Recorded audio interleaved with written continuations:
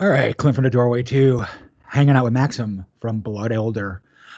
Very, very pleased to do this. Your new record, Acrimony, is kind Excellent. of, yeah, yeah, Acrimony is probably one of my new favorite listens. So I appreciate you very much for doing this today. Uh, First thing I want to kind of talk about is, do you want to just talk about the new record since that's kind of what you're focused on, or are you good with talking about some of the older stuff as well too? We can do it, but I actually joined ElderBlood forces since the third album, so I guess that will be more questions to Andrew.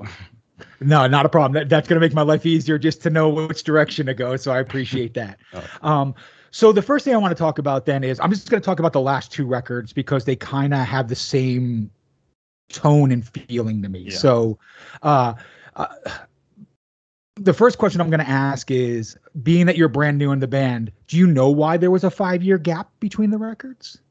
Yeah, actually, I joined ElderBlood right after the second album was released.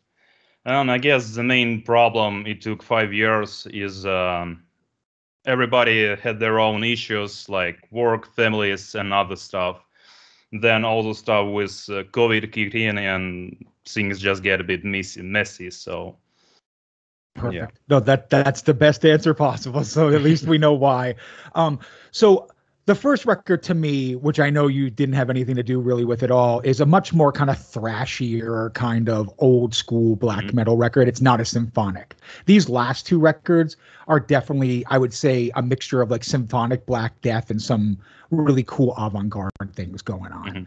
Mhm. So the bands that kind of inspired what I hear, and I just want to see if you agree or if that was a direction you were going to, is like Septic Flesh, Flesh God Apocalypse, and a little bit of Dimabor Gear, especially the older Dimabor Gear, not so much the newer kind of poppier Dimabor Gear. But I didn't know if these bands influenced your sound on the new record at all, or if you were guys were going a completely different direction. I would say we went completely different direction because totally not Septic Flesh or Flesh God Apocalypse. I mean, maybe yeah, we have kind of same things with Symphony, but first of all, we never sympathized on Symphony in the first line. It was more of like band, and then Symphony just accomplished all the atmosphere and all the stuff around this. About the sound, I guess our main goal was not to make those, polished guitars and like modern metal sound. Totally Mm-hmm. not this.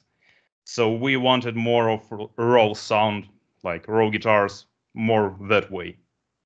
So I Perfect. can say that there was like some total references like Dimo Burger or Septic Flesh, like No, not so. So what bands or like what sounds were you going for at for this new record? mm, I guess the one thing we talked about actually, it's a funny thing because the only thing we was like referencing when we talked about, because if you mentioned we use a lot of down-tuned guitars to A Hmm. on the third album because previous was in standard D, and we talked about how we want to sound our seven strings, like how the low end will sound, and we had a conversation and we wanted to like more of old, I don't know, old Hypocrisy or old Behemoth Okay. sound, kind of that mood, not those polished like I know genty sound, totally not that stuff. No, you But I can can't. hear you can hear the hypocrisy for sure, especially in the guitar tones. So Mhm. I mean, we never chased like someone's other stone, like or even not as references. We had some kind of references more like composing wise or writing wise, like we want to achieve that kind of stuff, but nothing like sound wise. perfect, awesome. So let's talk about the third record a bit because there are some intense lyrics, moments, elements on this record.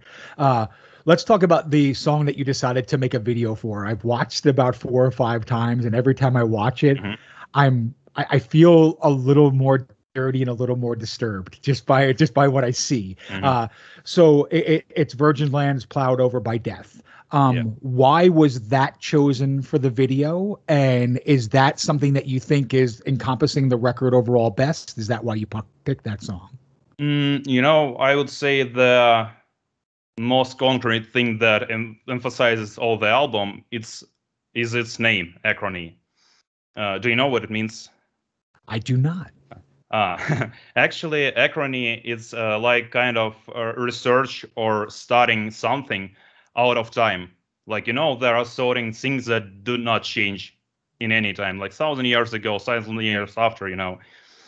So, and the main thing here, like lots of lyrics on the album, was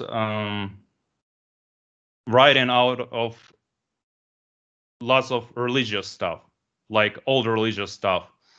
Though really lots of religious sectants and like that stuff.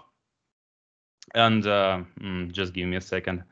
Sure. For example, there was a sect in Russian Federation, old Russia, called Skopцы.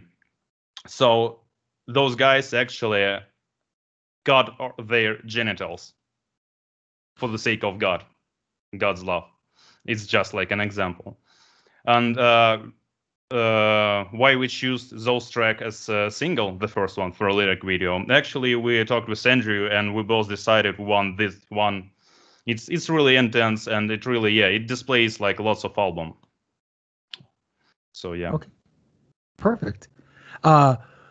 What's been the feedback so far on this record? Has it been massively accepted? Are people kind of questioning a different direction, or because this one seems a lot more extreme in my opinion than Messiah, just by lyrical content alone. So have you been seeing a lot of positive feedback on it, or has it been kind of a mix because you've gone into not that you as a band, even when you weren't in it, wasn't a very anti-Christian, very, anti-religious kind of belief band. But this one is more extreme in a lot of different ways. What's been the feedback so far? I would say it mostly positive. I mean, there will be always people who don't like something, but it's mostly positive. Cool. As far as your guitar playing goes, are you doing most of the rhythms, most leads and rhythms? Because I can hear two very distinct guitar tones, and I'm not sure which one is yours and which one isn't yours. So, as far as you being in the band, are you writing these guitar parts, or are you just kind of playing these guitar parts? No, I'm actually writing parts too. So I'm totally a rhythm guitar player. All the solo stuff is done by Andrew, and actually most of the guitars on the album are written by Andrew also. Okay. Cool. So what kind of flavor were you trying to give to this record, being that this is the first record that you're on with ElderBlood? We had a bit of different vision on some parts. For example, I am more, at that point when we started writing this album, I was more into like, death metal stuff. Okay. And Andrew wanted like lots of those old black metal stuff, like mayhem with all those disguise and angriness, Especially, I guess you can mention those in vocals sometimes on the third record. Okay. Yeah. Perfect. Cool. So I want to talk a little bit about the lineup because maybe people just don't know, but you had a session drummer for this record, correct? Yes. Okay. And if you can't tell me, that's fine. But is there a specific reason that you had a session drummer for it instead of having the actual drummer that's been with the band for years play? Actually, Adolf left us. There was like no bad blood behind it, nothing. Okay. Nothing. But we just parted our ways a few years ago, and we were searching for a technical drummer because some stuff on the album is really intense. And a few drummers we find actually had their own like ways they didn't want to do it. So we decided to reach out to the Kevin, and that meant did monstrous stuff. Okay. Cool. And now that he's back with you guys, correct? Playing live or playing with you again, correct? Actually, no. No, he's not. Okay, because the lineup showed that he was an active member again. That's why I No, was no. asking. All right. So, do you have a full-time drummer or? We actually have a guy right now. He's practicing. We don't want to reveal our cards at this point, but Gotcha. No, that's completely fair. So let's just, if we can, let's get the 10,000 foot gorilla off the table. Being that this band unfortunately is going to have a tag of always being a Nocturnal Mortem side project, and I hate that. Okay, because it is clearly two very different bands, stylistically, lyrically, thought process wise. Are you getting still these days of like fans that are Nocturnal Mortem fans coming in and wanting to hear the next Nocturnal Mortem record and not an ElderBlood record? Or has it been a long enough period now, being 10 plus years, that it is truly just a core ElderBlood fan base now? The thing I see on the third album, I still haven't heard any mention of Nocturnal Mortem. I mean, we've heard that stuff on the second album, yes, but I guess it's because Andre was a long time member of them, so. Well, that's good. And that's why I was asking, because they're two totally different bands, and I totally agree. And I just wanted to make sure that it still wasn't holding that stigma, because a friend of mine asked, and he goes, I guess the greatest compliment I can give you is we're both diehard metal fans for 20 plus years. And he goes, are you sure there's Nocturnal Mortem guys on this record? And I was like, yeah, it's what it says. And when I look it up, it looks like there was members there. So that's very cool. The next thing I'm going to jump into is kind of the Ukraine. So there is, and if I'm pigeonholing, again, we'll talk about it, but there is a very distinct extreme metal sound that comes from the Ukraine. There's a certain guitar tone, there's a certain drum process, there's certain vocal styles. Do you feel like, because to me, ElderBlood steps to the side of that a little bit, because you do a lot more, kind of melodic symphonic things mixed with the black metal. So do you feel like maybe you're taking it in a new direction where other bands are kind of just staying in that comfort level? Actually, when I joined the band, we talked about with Andrew, like, what are the plans for the nearest future and all this stuff. And we talked that Andrew initially he took another path. Like, yeah, we have, it's like the thing you mentioned, that Ukrainian black metal, Ukrainian metal scene have the specific tone vocals and other stuff. It's like, I guess it's come from lots of environment and historical stuff, like same, for example, Finland or Sweden. They have same kind of stuff, like Swedish death metal. We all know that, for example, or Finnish black metal. So yeah, and we talked about it, and we always wanted to, our main goal, I guess, was to emphasize ElderBlood on ourselves. I mean, our vision of what we want to do, our pathway, I would say. It was never like copying someone or like wanted to be like someone. So I guess that would be the answer. Oh, no, that's fine. So Acrimony, let's kind of talk about this record and the lyrical themes and the tones of the record.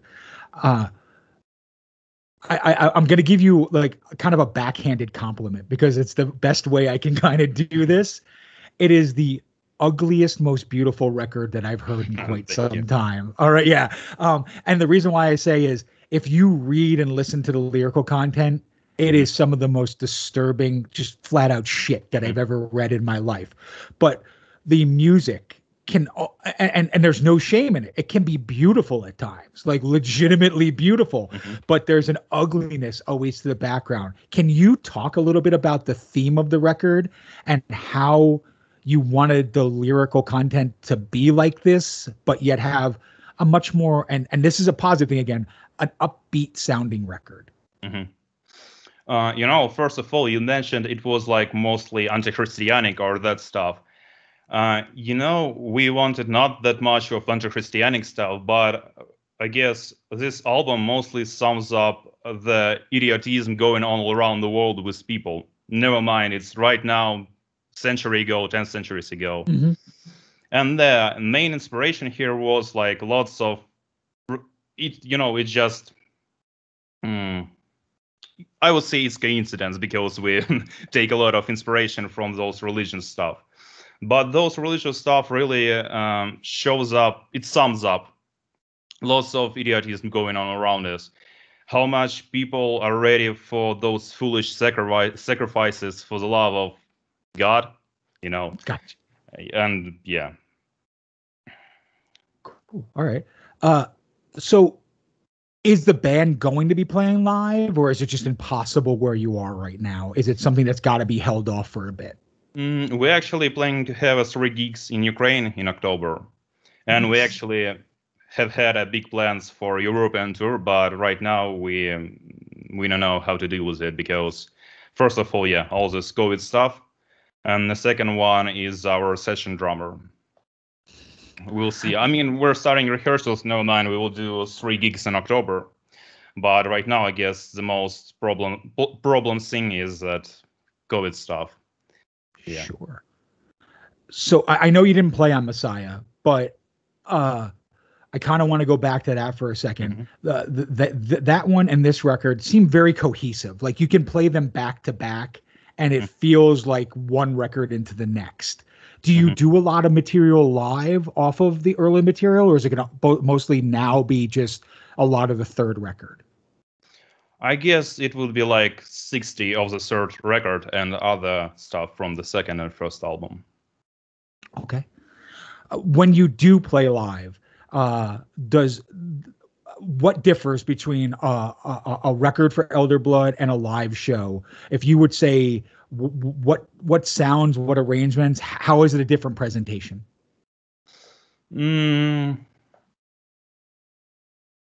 I can say it differs that much. I mean, of course, it's not a studio work. It's much more of flow and emotions going on right there.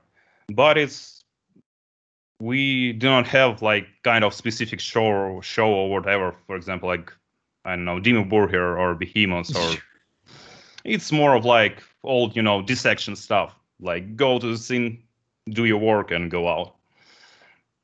So I guess the question I was kind of asking is there do you have a full-time synth player right now, or is there going to be a lot of backing tracks, things along those lines? It's a backing tracks, yes. Okay. And is that difficult to do live? Being a musician myself, I've played with backing tracks a lot of times, and sometimes it works great, and sometimes it's just a downright fucking nightmare. So like, I mean, so when you play live, does it make it extra difficult to be able to play to these backing tracks, or are you guys pretty much used to it by now? No, I guess we are pretty much used to it. I mean, shit happened, yeah, for sure, but we get used to it. Okay, perfect. So as far as the new record goes, what is your favorite song, and what is the reason why it is your favorite track? I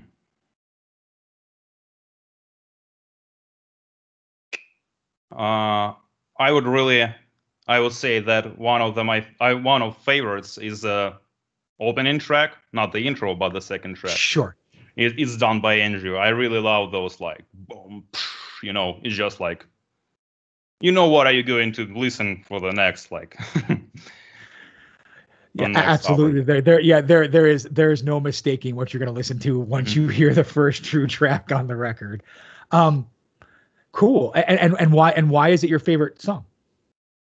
I guess mostly guitar-wise, I would say, and it's pretty much emphasizing all the stuff, and also the Virgin Land plowed over by Death. I can understand that, because that track, and the reason why I was talking about the video the way it was is, to me, that does encompass a lot of the elements throughout the entire record. So that's why I was saying, like, did you do it because if somebody listens to that track, they're going to be at least be able to understand what the new record's all about. That's very cool. So I guess the next thing I kind of want to talk about is just black metal in general, because I really love to ask people this kind of stuff. I've been a fan since pretty much 89 myself, so I've been listening to this stuff. I'm 49 years old. I'm not a kid, so like I've been listening to this for a long time, and I've heard really good black metal and I've heard really shitty black metal, just like you have. Okay, we all know that. But what is ElderBlood bringing to the underground black metal scene, in your opinion, that is so accepted and positive? Because the funny thing about your band is I don't see a lot of negative feedback. It's always very positive. And if it's not positive, it's intricate on about the band, about what they're talking about, how they play, and that each record is a new step. Like you're never staying stagnant. So what is ElderBlood bringing to this underground scene, do you feel, that other bands aren't, that the reason why you're getting this positive feedback? I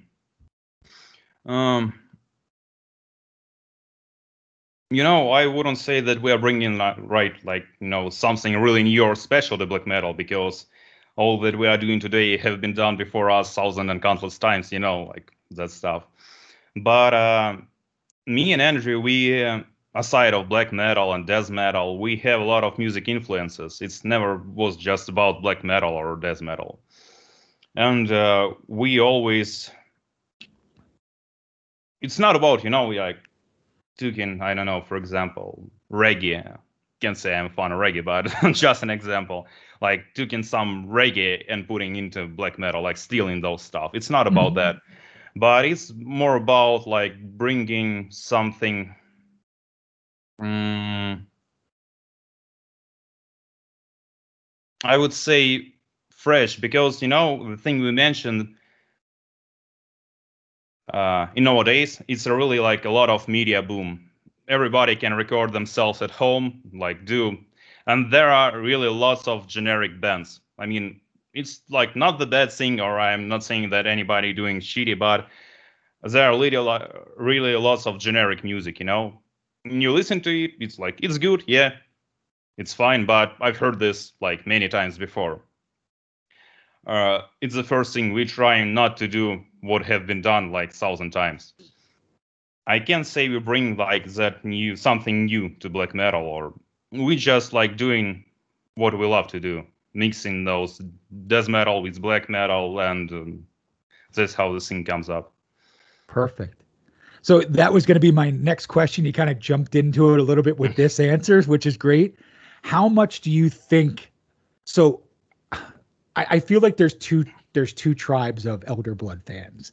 There are the black metal fans and everybody else. And I only say that because the reviews that I read, you can very much see, or the things that I've read about the band, you can very much see if the person came from a black metal path or they listened to a whole lot of different kinds of metal. Do you feel more akin? Because in my opinion, and again, I could be completely wrong, the new record has a very strong death metal overtone. Yeah. Okay. A lot more than the last two, in my opinion, where Black Death is like Symphonic Black Death is really a fair terminology for what you do now. Do you feel you're getting a lot of new death metal fans that are coming in because they love stuff? And the reason why I use Flesh God Apocalypse is they are a gateway band to get you into this kind of stuff. Like they really are. Do you feel like you are becoming more of less of an, and this is not a bad thing, of an underground thing, but more of a staunch band that people can listen to and make it a gateway band and say, hey, check out ElderBlood. If you like death metal, you may like this whole new genre of music. It's funny because I never think about it this way, but yeah, it might happen. I mean, while we was composing the third album and recording in, for example, Andrew was listening a lot to Nevermore, and Nevermore is, yeah. And we practice a lot of those technical guitars, like tight rhythms, all those chunky stuff, chugging, palm mutes, and all the stuff. So, yeah, That's it might awesome. happen. Cool. You mentioned Nevermore, and Jeff Loomis is one of the greatest guitar players I've ever heard. So no, that's awesome that was something he was listening to a lot, because that's an impressive moment. I think he's breathed new life into Arch Enemy personally. That's that's another thing. A band that I kind of felt was losing its way pretty quickly. He came into it and they got more balls again. That's all I'm gonna say. It's like it was a nice thing. So would you say this band is just the two of you as prime members right now, or is it going to be a full band moving forward? Actually, we want it as a full band moving forward, but right now, yeah, it's two of us. I would say it's three of us because we have our studio owner Dmitry, who helps us really a lot. So yeah, I mean, mostly all the stuff was composed and done by me and Andrew. So perfect. So let's talk about the website a bit, ElderBlood.church. So you say it's not so much about religious stuff as much as just the world at large, but you get a .church domain name. So I'm gonna talk about this for a minute because I want to throw something at you because we're having a good conversation and I'm really enjoying this. So anti-religion seems to be a big topic regardless of the band. Is it something you want to move away from now, or is it something you're going to continue to use on future records? I'm just kind of curious because your stance in the beginning of this interview was pretty much it's more about just the stupid shit of the decades, the centuries. So kind of talk to me a little bit about that, because the website's really cool in the respect of it's just kind of a gateway to get to all your social medias, to get to YouTube, to get to like that. But why .church? Was that just because it was going to be an ElderBlood thing and you knew it would work and people would remember to go to .church? There's actually a few words about like backbone of the stuff. First of all, we always wanted like each of us, create our own cult, but actually making angry religious people is the most nice. So that's how it came. No, that's cool, man. So again, like I was asking, are the ideals and thoughts of future songs, because I'm sure you're writing them, you're a pretty active band, and are they going to be staying more towards the cultural and religious side of things, or are you opening up to new ideas? We always open up to new ideas, and actually for the first album we are thinking about making like a step back in terms of speeds, rhythms. We wanted to make it more like, for example, I guess that would be, for example, Decibel Omega, that kind of stuff, more like sunken into it, more slower and more, disgusting kind of stuff. Yeah, at least this is that more dark that more dark atmospheres. I could totally hear it in a band like this, and that would work well. So I guess moving on from there a little bit is let's talk about the current record label, Drakkar. So you were on Osmos back in 2016. 5 years later, let's forward it. It looks like you independently released it digitally, but Drakkar is doing the rest. Yes. Can I ask, was there just a parting of ways with Osmos and you were looking for another label, or was it just 5 years and you just realized it was we need to talk to somebody else? I guess you should talk to Andrew about this, but yeah, we wanted to remain confident with all of the rights and let it remain to us. And yeah, there was some kind of not clear stuff happened. So, gotcha. So let's talk about Drakkar then. What makes them a good home for this record, and are you going to be continuing on with them? I'm not sure what the future will bring to us, but the reason we stick with them, they promised us to have. They told they are interested. They're really like interested in this kind of stuff. So they told us they will make a promotion, they will print CDs and all this stuff. Actually, Andrew was the responsible about managing talks with labels and that stuff. So he have more details about this. Sure. Oh, well, they seem to really be pushing the record. That's Mm-hmm. why I'm asking. I got in touch with them right away. They were super like, oh yeah, we'll get one of the guys to talk to you, no problem. They're like, they're very open to be able to talk because you never know. Like, uh, especially with a band with lyrical contents and ideas like yourselves, sometimes interviews are, they want to be very selective.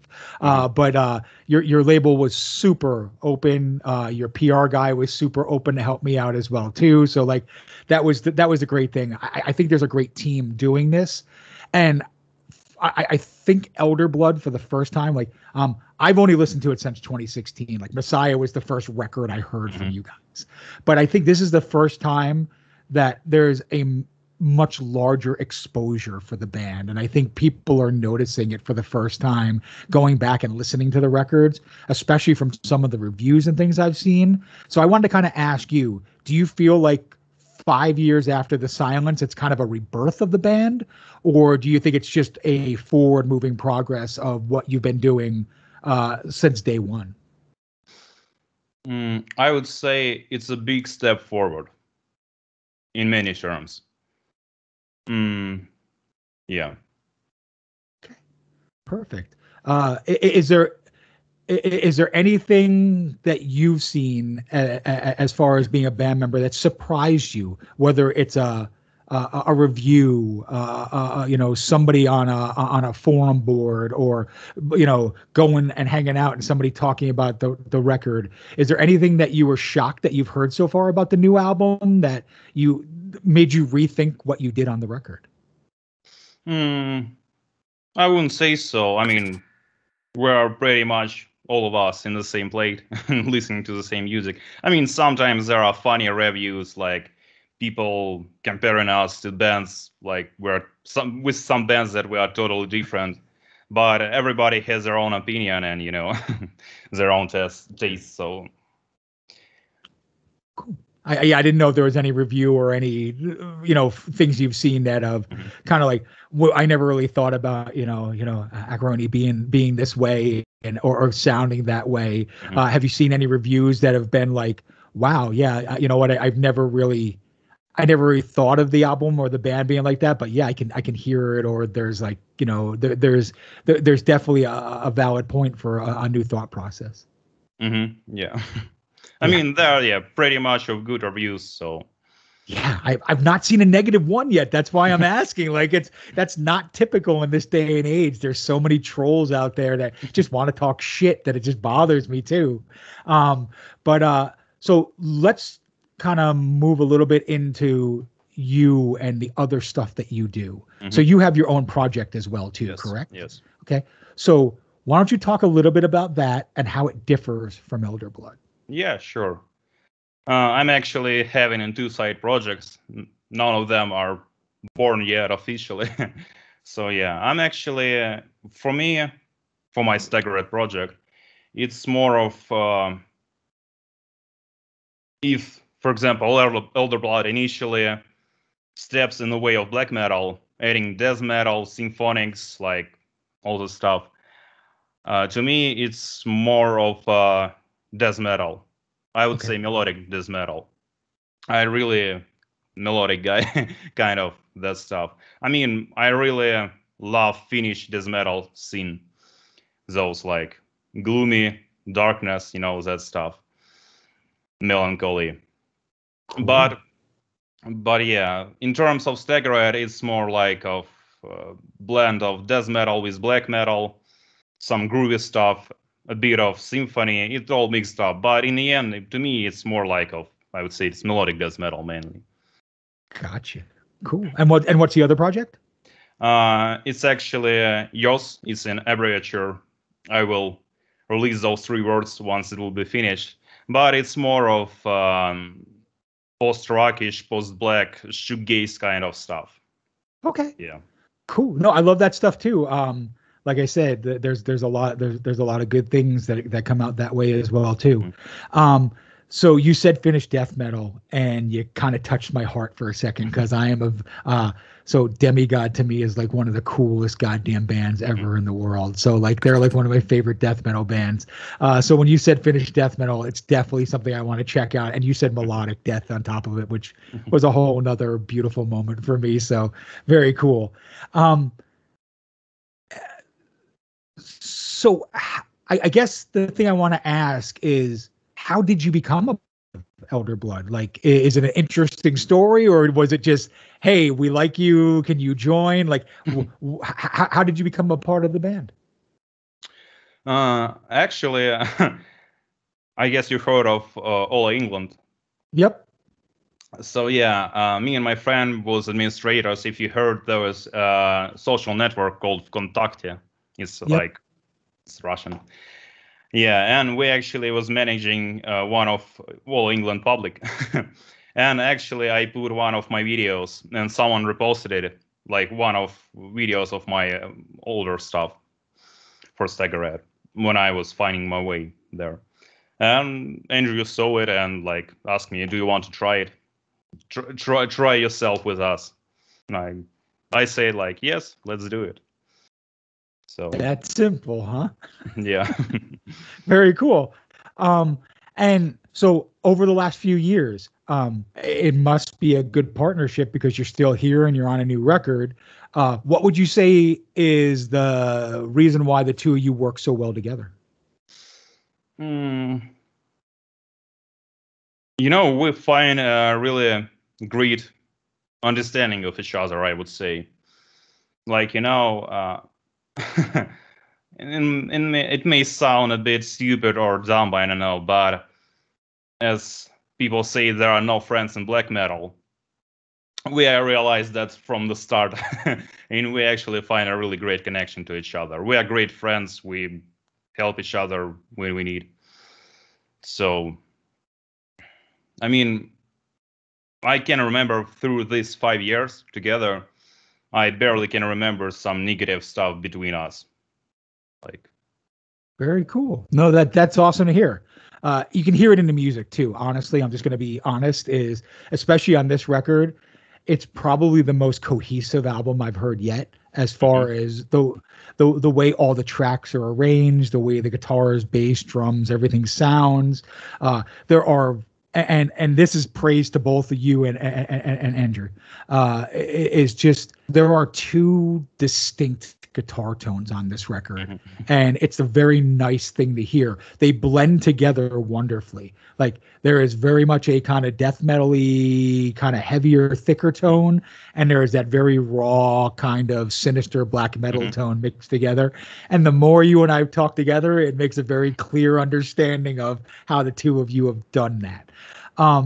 So do you have, I guess the last thing I'll talk about with the current band is, do you have a full-time bass player and yes. and stuff to be able to go and do now?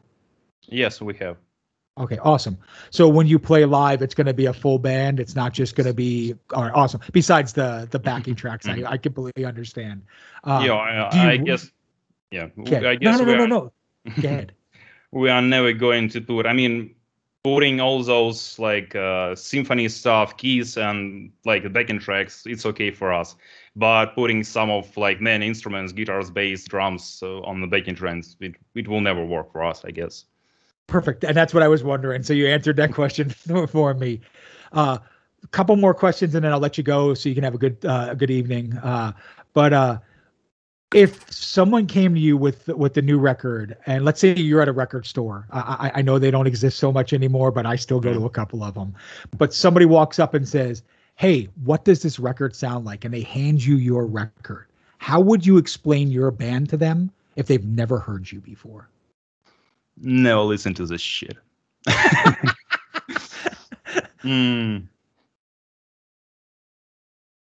I would say it's a good Christian music, so if you attend to church, you definitely should listen to it.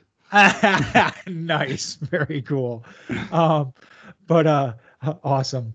Let's talk a little bit about the album cover because this is the thing I want to close on. It I'm going to hold no punches back. It is one of the most goddamn disturbing things I've ever seen in my life. All right. Talk a little bit about the image, why you used it, and what it means to the band. You know, it was actually kind of coincidence, but the cover art, it's not entirely a paint. It was actually a guy who held up himself on the cross in Russia, in the city of Belgorod, I recall. And it actually happened at the time we finished most of the record stuff. And this news just popped out, and we were like, it's a perfect cover art. I mean, it really, it's like two things that really sums up what album is about. Like the cover art and its name. I mean, it's totally like, and when that stuff happened, we decided like, this is gonna be a cover art for us. I mean, it totally sums up everything album is about. I don't disagree at all.